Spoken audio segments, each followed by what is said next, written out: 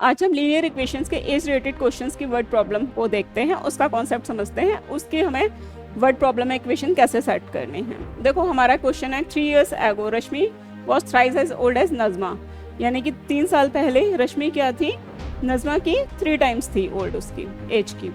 सबसे पहले ऐसे क्वेश्चन के सेट करने के लिए फर्स्ट स्टेप ध्यान रखना, प्रेजेंट एज निकाल लो।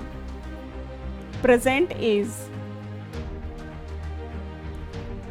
ऑफ रश्मि कितनी x और नज़मा की कितनी हो गई है,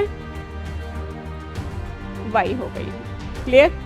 अब क्या कह रहा है, प्रेजेंट एज 3 years later, तो 3 years later हमारे पास है 3 years ago रश्मि की कितनी हो जाएगी x - 3, नज़मा की कितनी हो जाएगी y - 3। अब क्या कह रहा है, रश्मि है वो 3 times थी, तो देखो रश्मि 3 times थी तो हम इसको बैलेंस करने के लिए किस में करना पड़ेगा, नज़मा में मल्टीप्लाई करना पड़ेगा इक्वेशंस को सेट करने के लिए। क्लियर। तो हमारे पास है फर्स्ट इक्वेशन ये सेट हो गई। दूसरा अब क्या कह रहा है, 10 years later, 10 years later रश्मि, तो 10 years later रश्मि कितनी हो जाएगी x + 10, और 10 years later नज़मा कितनी हो जाएगी y + 10। अब आगे क्या कह रहा है, Rashmi will be twice as old, Rashmi कितनी है ट्वाइस, तो रश्मि में सेट नहीं करना, किस में करना है बैलेंस करने के लिए, नाज़मा में 2 times करना है। जो छोटा होता है उसमें करते हैं मल्टीप्लाई, ऐसे ध्यान रख लो।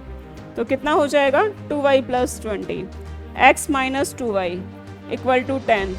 दो इक्वेशन सेट हो गई हैं हमारे पास, तो इससे हमारे पास क्या है, लीनियर इक्वेशन बना लेते हैं।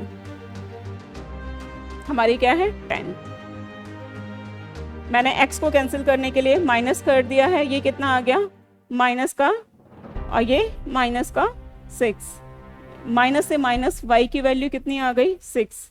अब किसी भी इक्वेशन में क्या कर दो, y की वैल्यू सब्सटीट्यूट कर देते हैं। इस इक्वेशन में करेंगे तो 48 = -6, तो x की वैल्यू -6 48, तो कितना हो गया 42, यानी कि हमारे पास क्या है, रश्मि की एज कितनी आ गई 42 और नज़मा की कितनी आ गई है 16।